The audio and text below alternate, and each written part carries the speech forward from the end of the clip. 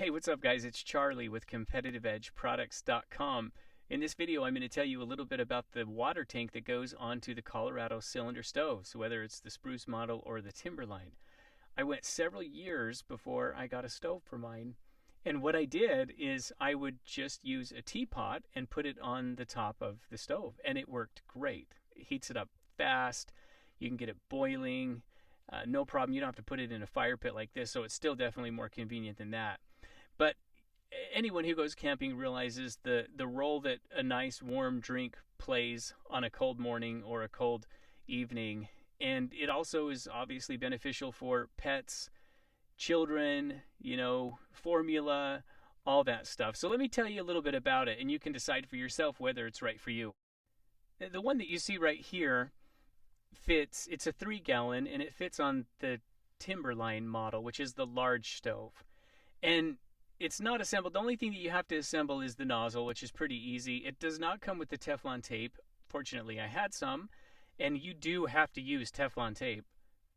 And you do want to make sure that you get it nice and tight without over tightening it, and I did not tighten it enough, so after I initially put this on, it was dripping slowly, dripping water, which obviously you don't want that in your tent. So make sure that you get it on there nice and tight, and then it has a nozzle that's a half turn, and it turns on. So you fill that up with water. This is a hot stove. I recommend putting it on before it's hot, so just for safety purposes, but it's pretty easy. It just has those 2 hooks at the top, and it just hangs there, and that's it. All in all, I think it took me maybe, 4 or 5 minutes to get it up and going.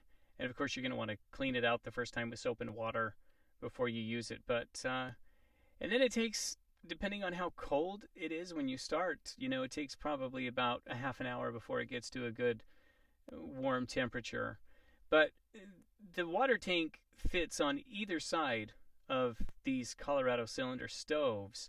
You can put it on the left or the right. The left is the Timberline, which is a little bit higher because it's a bigger stove. And the one on the right is the Spruce, which is a smaller. So 3 gallons on the left, 2 gallons on the right, which is a good amount of water to have on hand if it's warm.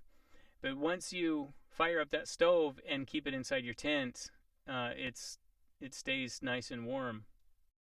And you saw the way the lid lifts up on the water tank. It makes it really easy. You've got a big opening where you can dump in some more water if you run out. But it's nice because you can keep your hands washed, you can keep things clean off plates, utensils, pans. And one thing here I wanted to show you, it kind of surprised me, and I think is a really smart design, is that they make the curvature of that tank so that it does not rest directly on the stove. Obviously there's a couple points of contact, but you can see that it just rests, and the curvature is different. You can see the daylight all the way through. And what that means is that it's not like an instant hot roaring boil. So here's my experiment. I had this running for about 30 to 45 minutes. 400 degrees is what the temperature is on the stove, as you can see where the laser's pointing. And then the lid of this water tank is about 165 or so.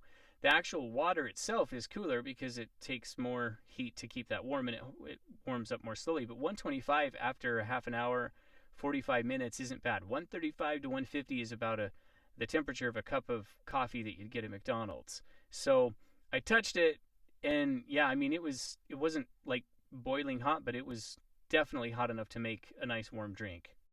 And nothing quite beats the luxury of a warm drink on a cold, chilly morning when you're camping. It adds that touch of comfort to a camping experience. Thanks for watching. If this was helpful, please give me a like, subscribe for more videos.